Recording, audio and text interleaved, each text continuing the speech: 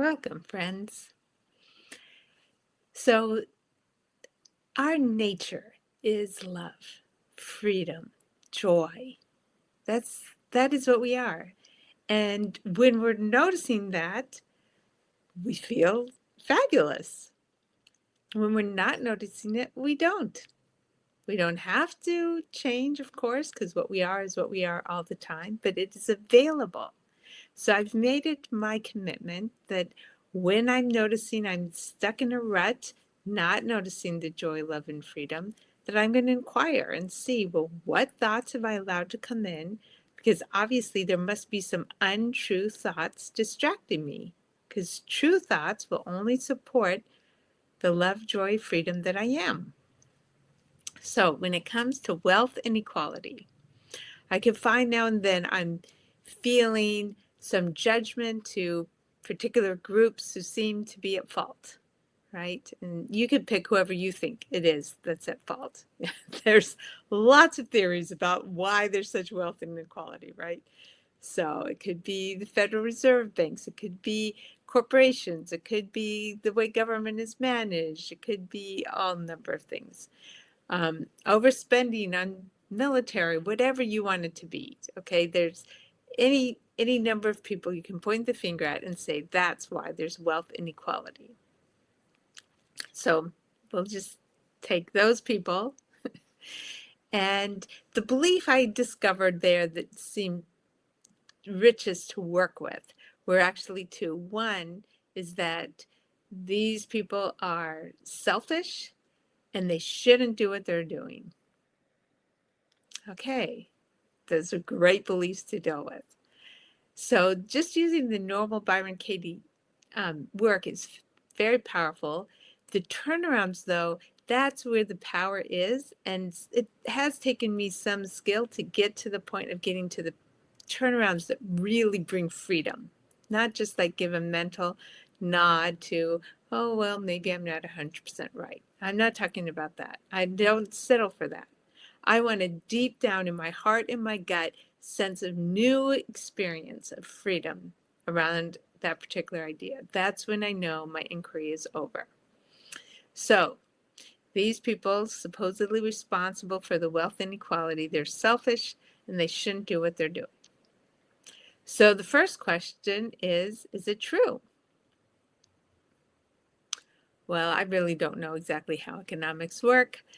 I don't know if it would have been inevitable that things are the way they are. So I can't say that, which also answers the second question. Can I absolutely know it's true? No.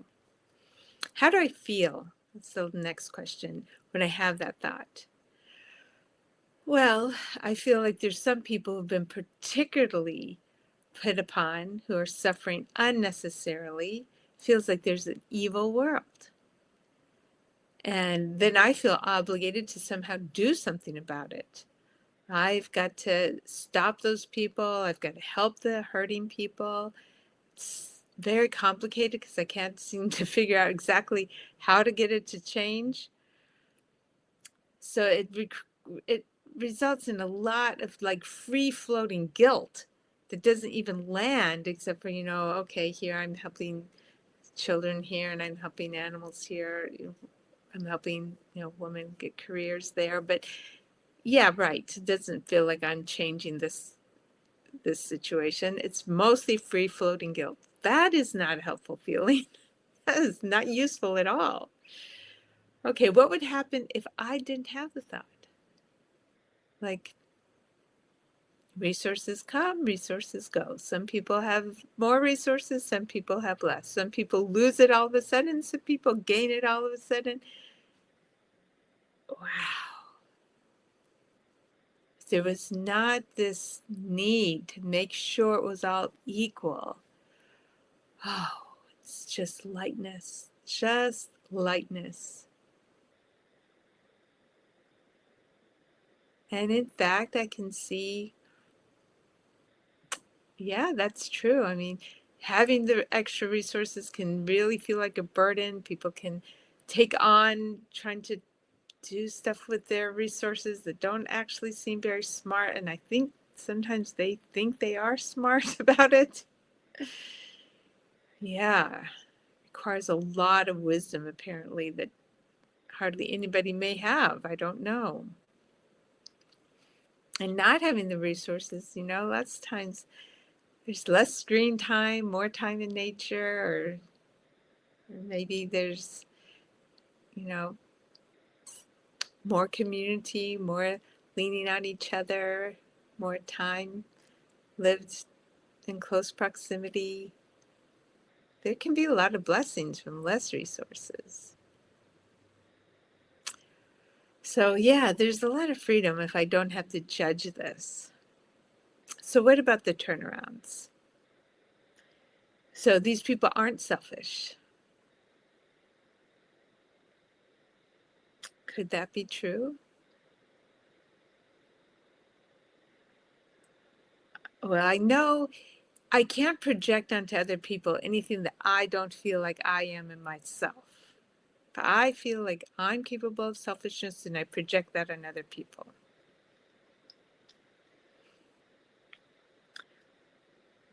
But even the times when I've been selfish, I've been looking out for whoever I loved with, sometimes I haven't felt a lot of resources. I've felt tired. I felt worn down.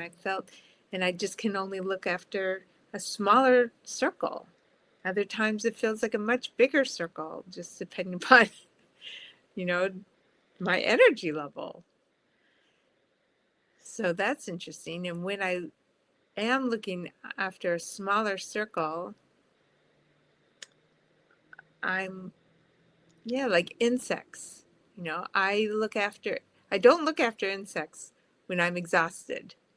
I look after insects when I'm feeling great.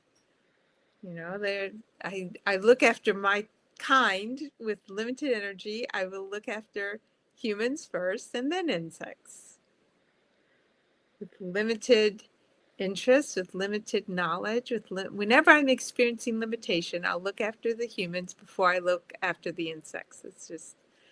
That's interesting. And I'll look after the humans that I can affect most directly first, and then humans that I can affect less directly. So is there really selfishness ever in me? There's lack of resources sometimes, low energy, low whatever it is, low vision, low intelligence at the moment. Maybe that's all there's ever been. There's never been selfishness. Maybe there's only been lack of vision of what's possible, lack of interest and curiosity, lack of a sense of connection to everyone. I mean, maybe there's never been selfishness. There's never been selfishness really here. There could never be selfishness. There'd less likely ever be selfishness out there. Wow. So maybe they aren't selfish. Just like I don't always look after insects. I don't always look out for people who are too far away from me to really know what's going on. Their scope was limited, just like mine has been. Maybe that's all there's ever been. All there's ever been. Limited scope. Wow, what a more benevolent world. What a more benevolent world if no one has ever been selfish, just limited in scope. Wow. I feel that inside me. It's such a loosening. It means there's nobody I have to fix. All there are people I can love and model and encourage. Nobody I have to fix. Doesn't that sound more true? Yeah, nobody to be fixed. That's very big. Those people are not selfish. Selfishness doesn't even exist. Okay, what about the other one? They shouldn't do what they're doing. Well, if they hadn't been doing what they're doing, I might not have had this inquiry, and I can say this inquiry is really helpful in increasing clarity for me. I'm so grateful. I want to see all the ways that I've managed to come up with thoughts and conceptualizations and theories that are not helpful. And in fact, really, isn't that all we want to live for? All there is in this life is to quit relying on theories and conceptualizations and become intimate with what we are. That's it. That's the purpose of being here. Really, that's it. Once we are intimate with what we are, this life is just this free-floating love, joy, freedom. That's it. That's all there is to see and experience. So anybody popping up to show someone else what their conceptualizations and theories of limitation are being so helpful. I heard one time this story, and I can't remember if it was like a hypnosis of these two women who were quite well-to-do, and they had a brother who was living on the streets as an alcoholic, and it turned out on the other side that he was a very advanced soul who purposefully took on that role, living on the streets as an alcoholic, in order to help teach his two sisters, who were younger souls, their potential for generosity and kindness. Now, it's a bunch of story, right? Just who cares? That doesn't have to be true at all. But what it does is it shows how our conceptualizations and theories are so limited. You could come up with a whole other set of conceptualizations and theories that would make the situation mean the exact opposite. And definitely saying that something shouldn't be, these people shouldn't do what they're doing, that is a prison. That is a theory. That is a conceptualization. That is a prison. So lo and behold, it could be equally true that these people are souls who decided to remain in this state to give me the opportunity to enlighten myself to this burdensome thought. Thank you. Thank you for being in that looks like possibly limited scope, more difficult life. I mean, I don't really know, but thank you. Thank you. Everybody there, everybody apparently there is just living to free me. That's all there is, just the freeing of the thoughts here, and then they're gone, and then there's just freedom, and all there is everybody in freedom. And if they aren't in freedom, they're getting an opportunity to challenge their thoughts so they can be in freedom, if they even exist outside of these thoughts. And the amazing thing is this love and joy and freedom is so available. If somebody came by in need, there wouldn't be any restriction to reaching out. While at the same time, wealth and inequality no longer matters, no longer is. It's not even a thing. And that is enlightenment to a thought. That is living enlightenment in the moment. Just inquiring into the thought that distanced to me from the natural joy, love, and freedom.